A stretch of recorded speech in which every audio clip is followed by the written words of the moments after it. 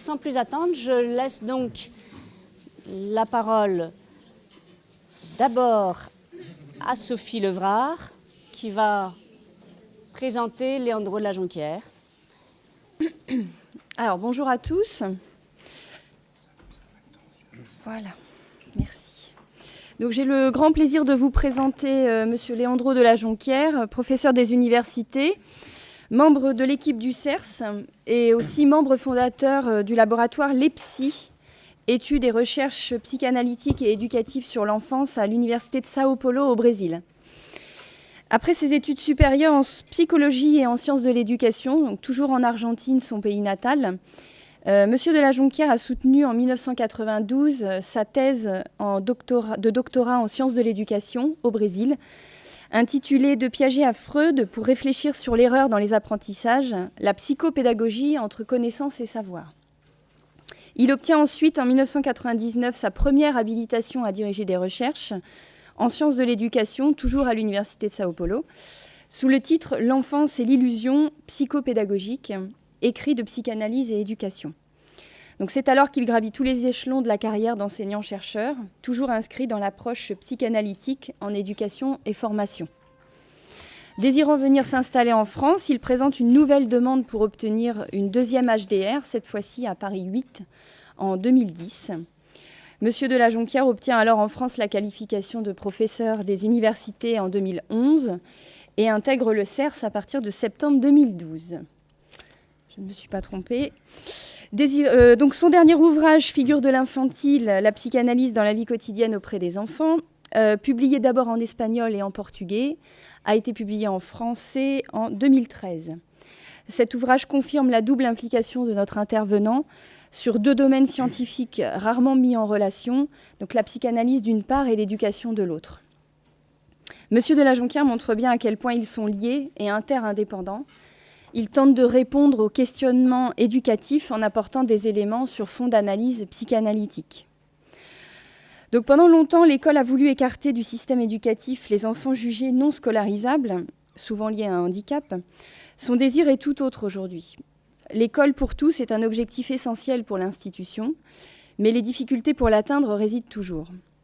L'apport de la psychanalyse dans les thématiques de nos journées scientifiques permet d'aborder cette question du point de vue, donc cette question de l'inclusion, l'école pour tous, d'un point de vue de la psychologie de l'enfant et du développement.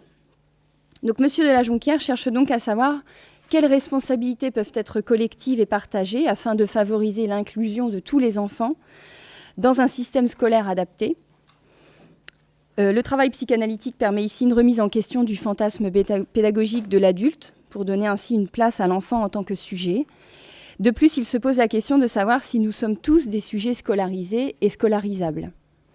En effet, pour reprendre les termes de notre intervenant, la psychanalyse dans l'éducation permet de montrer, au-delà de la question éthique, qu'en réalité, nous ne sommes pas tous des sujets scolarisables, puisqu'on pense bien sûr à l'échec scolaire, au décrochage, etc. Paradoxalement, il semblerait que pour réussir sa scolarisation, il soit nécessaire de garder une part de nous qui soit hermétique à la scolarisation, afin de faire naître un jeu transitionnel entre ces deux parties qui s'affrontent. Est-ce que l'école permet actuellement ce jeu de transition psychique chez l'enfant ? C'est la question que se pose Monsieur de la Jonquière, et je vais donc lui laisser la parole afin qu'il puisse nous donner des éléments de réponse. Merci. Merci. Bon, un grand merci Sophie. Bonjour à tout le monde. Bon, je viens d'apprendre que j'ai 15 minutes. Alors, je vais vite. Étant que j'ai 15 minutes, je vais laisser tomber ce que j'avais préparé et je vais repartir en prenant justement la réponse de jeunes enfants à l'enquête que vous avez justement menée. Cet enfant qui dit, bon, l'adulte, c'est quelqu'un qui te remet dans les droits chemins. Ouais, vous l'avez écouté, non? Bon, alors on va essayer de tourner là pour pouvoir justement déployer cette question, cette interrogation. Sommes-nous tous des sujets scolarisés et scolarisables? Bon, je vois qu'il y a des étudiants qui suivent mes enseignements ici. Je suis très content. Alors, ils savent très bien que quand il y a une question comme ça, c'est-à-dire une grande question où se joue la vie, j'ai tendance toujours à dire oui et non. C'est-à-dire qu'il y a deux réponses. Oui, nous sommes tous des sujets scolarisables. Évidemment, ça c'est un rêve, c'est un souhait qui est daté, daté historiquement et socialement, politiquement. Ça veut dire qu'il n'a pas été toujours comme ça. Si on fait un peu l'histoire, ou si on fait un plus, on peut faire en plus l'éducation comparée, c'est-à-dire on peut comparer le pays, on va voir que bon, cette idée très bien ancrée parmi nous en France, ça date de l'esprit de la Révolution française. Ça veut dire que cette idée a pris tout le 19e siècle justement pour s'ancrer à un moment donné, qui a donné ce qu'on appelle toujours l'école de la République. En réalité, ce n'est pas l'école de la République, c'est l'école de la Troisième République. Voilà. C'est bien daté. Mais il faut répondre non à la question. Nous ne sommes pas tous scolarisables. Pourquoi? Parce que voilà, les faits sont là.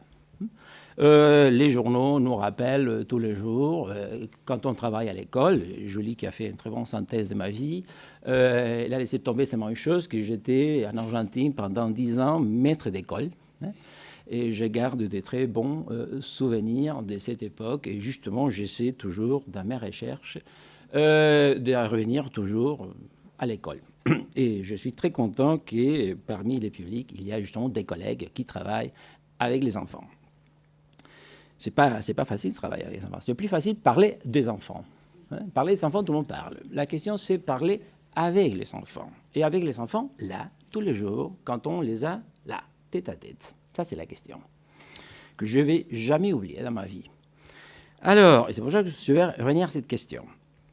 Et alors, nous ne sommes pas tous scolarisables. Évidemment, et ça c'est très franco-français, on va poser la question, mais alors, la faute c'est à qui? Il faut chercher toujours un coupable. Alors voilà, le XXe siècle, ça veut dire, va dire à un moment donné, bon, c'est la faute à l'enfant, il y a quelque chose qui ne marche pas dans son cerveau, ou non, c'est la faute à l'institution, c'est la faute à l'enseignant, la faute morale à l'enseignant qui s'il n'investit pas dans sa profession, il y a un problème dans son identité professionnelle, ou c'est la faute justement à la méthode. C'est la faute à la méthode. Alors, on peut essayer justement de partager la responsabilité. On va dire, bon, tout le monde a un peu la faute dans cette affaire. Mais alors, ça ne sert à rien. Au niveau de la culpabilité, ça ne sert à rien, vous savez très bien, de distribuer la faute morale. Alors, je crois qu'on peut répondre oui ou non en même temps. Ça veut dire, on va dire non, nous ne sommes pas tous scolarisables. Dans quel sens? Dans le sens de que justement, il y a toujours une partie à nous qui nous avons allé à l'école, que nous sommes allés à l'école, nous avons gardé en nous une partie qui n'est pas tout à fait scolarisable.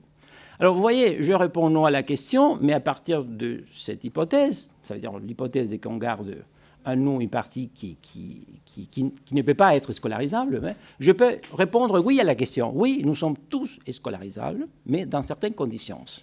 Dans la condition justement de que nous prenons compte que dans cette rêve d'une scolarisation universelle, pas seulement pour tout le monde, mais aussi, ça veut dire dans tous les domaines de la vie psychique, il faut tenir compte de cette réalité. C'est-à-dire que nous gardons, nous tous, même si nous sommes allés à l'école et nous avons fait une très bonne école, c'est-à-dire le fait que nous sommes arrivés à nous sortir de l'affaire scolaire, que nous gardons justement une partie qui n'est pas scolarisable 100%. C'est quoi ça? Bon, c'est les désirs. Bon, vous allez dire, et voilà, les psychanalystes, ils vont parler de nos désirs. Mais je vais pas compliquer la vie. Moi, j'aime bien la psychanalyse, mais justement pour la simplifier, pas pour la compliquer, parce que la vie est déjà compliquée. Alors, je vais essayer de faire je vais essayer de tisser un fil, je ne sais pas si c'est rouge ou non, entre justement la réponse de cet enfant à la question et quelque chose que ma collègue parisienne avait soulevé hier matin par rapport à la question justement de que la collègue de Paris 5 nous disait justement que bon, le processus d'éducation comporte 3 dimensions. la dimension justement des savoirs, la dimension socialisation et la dimension formation des soi. Et que les problèmes, à son avis, se situaient là. C'est-à-dire qu'il y a quelque chose qui cloche dans cette histoire. On a tendance à dire que, voilà, l'école avant fonctionnait et maintenant, elle ne fonctionne plus. Bon. Est-ce que c'est comme ça? Je ne suis pas tout à fait sûr. Mais évidemment, il y a une différence par rapport au temps.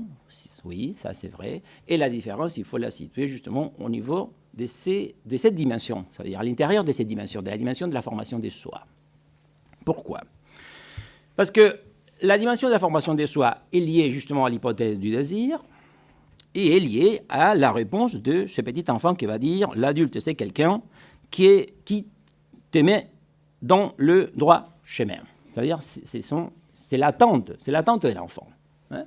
Et il faut répondre à l'attente de l'enfance. Hein. Sinon, on va dire qu'on va le décourager. Le décourager de quoi? Le décourager de faire son travail. Hein. Parce que quelle est la responsabilité de l'enfant? Pas dans le sens moral et pas dans le sens juridique. Ça ne m'importe pas. Ce qui m'intéresse, c'est la responsabilité dans le sens de que responsabilité, c'est de répondre. La dimension qu'il y a dans responsabilité, c'est de répondre. L'enfant, nous tous, quand nous sommes allés à l'école, qu'est-ce que nous avons fait? Même sans le savoir, nous avons répondu. C'est la façon d'être responsable. Être responsable, c'est répondre. Répondre à la demande de l'école. À la demande de l'école présentée justement pour l'adulte qui est là. Ça veut dire que lui nous demande quoi? Nous demande de marcher sur le droit chemin. Hein? Ça veut dire que l'enfant va se faire l'hypothèse de que l'adulte sait déjà qui est le droit chemin. Hein? Ça veut dire qu'il existe quelque part. Et alors, il va travailler pour marcher tout droit. Hein? Petit à petit, bon, l'enfant va grandir. Et c'est pour ça qu'il va à l'école. Ça, on peut dire, ça a changé. Quand nous étions petits, pourquoi nous sommes allés à l'école et nous avons tenu les coups? Nous avons tenu les coups parce qu'il y avait un rêve. Eh oui, monsieur. Quel était le rêve? Vous allez me donner raison. Le rêve, c'est que si on tenait les coups, on allait grandir. Et qu'est-ce que nous voulions? C'était de grandir. C'était de grandir. Pas pour avoir la voiture comme papa, que peut-être n'existait pas à l'époque, mais justement pour pouvoir saisir un savoir. Un savoir-faire, oui, mais aussi un savoir existentiel. Ça veut dire un savoir tenir les coups. Un savoir par rapport à comment est-ce qu'on trouve le bon chemin. Ça, c'était la question. Ça veut dire comment est-ce que l'idée, c'est qu'on va tenir, on va travailler pour grandir, et lorsqu'on sera grand, on va poursuivre justement un savoir-faire avec les désirs. Ça, c'est la question. Ça, c'était l'épreuve. Ça faisait partie de la formation de soi. Ça veut dire qu'il y avait un défi à l'école. Aujourd'hui, quand la sociologue, la collègue de Paris, nous dit, écoutez, ce qui est fragilisé, parce qu'alors, elle aussi, elle avait fait des enquêtes, et alors, elle avait repéré le jeune qui dit, écoutez, c'est le prof de foot, hein, c'est lui qui fait, justement, qui sait très bien faire jouer la vie. Je ne sais pas si vous vous souvenez. Qu'est-ce que ça veut dire, la vie? C'est ça, les droits chemins, ça veut dire quelque chose qui nous touche. C'est ça la question. Hein? Alors, vous voyez, aujourd'hui, ça c'est la différence. Et pour ça, on peut dire qu'il y a une certaine complication dans l'ambiance. Il faut faire attention pour ne pas les compliquer plus. Et je crois que la moitié des fois, on complique plus la question quand on n'a pas de repères. C'est-à-dire de repères scientifiques pour comprendre ce qui se passe. Alors, les enfants, ce qu'ils réclament, ils réclament toujours la même chose. Quelqu'un qui tient droit. Quelqu'un qui, en tenant droit devant nous, va nous aider, va nous épauler à faire notre propre travail. Parce que l'adulte ne peut pas grandir pour nous. Il a déjà grandi. Mais il faut qu'il tienne là. Il faut qu'il tienne là pour que moi, l'enfant ne perd pas le repère, ne perd pas la boussole, les nerfs, pour pouvoir justement faire un travail. Pas seulement un travail, ça veut dire un travail à l'école, on travaille à l'école, on apprend les mathématiques, le français, la grammaire, l'italien, l'espagnol, le portugais, le chinois, peu importe quoi. On apprend à l'école, on peut changer, pourquoi pas. Le problème, c'est qu'à l'école, c'est la dimension du travail. Dans quel sens? Dans le sens du travail psychique. Ça veut dire que l'enfant va travailler dans la différentes disciplines scolaires, mais en même temps, il va faire un travail psychique qui entraîne quoi? Qui entraîne la conquête d'une place. Et au fur et à mesure qu'il conquiert la place, il devient adulte.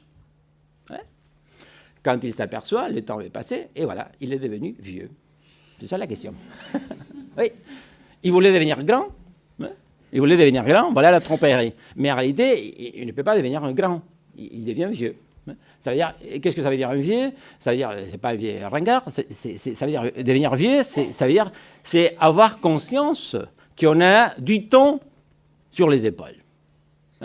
Qu'on a du temps sur les épaules. Alors, les enfants commencent à décrocher. Pensez au mot décrocher en français, je crois qu'on fait tous la même association. On s'accroche. On s'accroche pour surmonter la pente. Pourquoi est-ce qu'on désaccroche? On désaccroche si l'adulte ne tient pas. Alors, si c'est lui qui ne me montre pas qui est le droit chemin, évidemment, le droit chemin, ça n'existait pas, c'est toujours du rêve. Mais il faut faire le rêve. Ça veut dire, il faut que l'adulte rêve pour que l'enfant puisse trouver à sa place, ou à son tour, une place dans le rêve de l'adulte. Alors, peut-être, si actuellement la question se complique, c'est que nous, le vieux, on est un peu fatigué de rêver. C'est ça la question.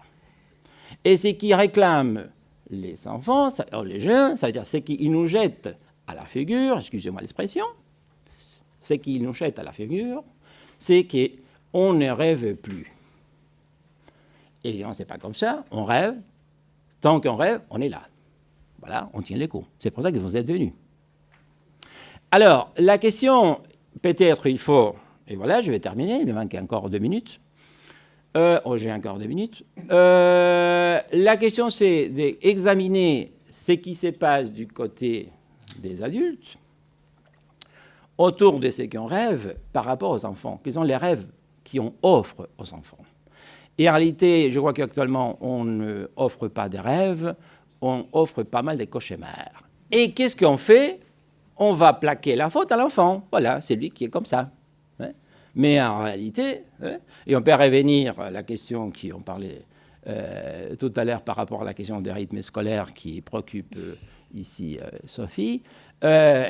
Écoutez, on peut discuter, bon, s'il y a un rythme biologique, bien sûr, mais au-delà de ça, et pourquoi pas, oui, bien sûr, la nuit c'est fait pour dormir. Presque tous les animaux dorment la nuit, sauf quelques exceptions. Mais écoutez, si on laisse l'enfant regarder la télévision jusqu'à minuit ou à taper sur la tablette parce qu'on pense que c'est très scientifique et très objectif, je ne sais pas quoi, évidemment, le lendemain, on ne peut pas atteindre de miracle. Ça veut dire que ce n'est pas 10 minutes de plus ou 10 minutes de moins de mathématiques qui va changer la donne. Le problème, c'est que ça passe du côté des adultes, qu'on continue à faire venir des enfants au monde, et après, on pourrait dire, on essaie justement de se débarrasser de la responsabilité. Ça veut dire, dans quel sens? Dans le sens qu'il faut répondre. L'enfant répondre en travaillant, mais nous aussi, nous devons répondre. Mais nous devons répondre à qui? Pas à l'enfant. L'enfant n'attend pas que nous nous répondions à lui. L'enfant attend que nous répondions à nos ancêtres. C'est ça la question, à nos aïeuls. La question, c'est lié à ce que j'appelle la dette symbolique. C'est ça la question, et peut-être on peut placer ça. La question qui cloche actuellement, c'est qu'il y a un problème par rapport à la dette, à ce rêve qui s'appelle l'universalisme républicain. Je vous remercie pour l'attention. Et j'ai terminé.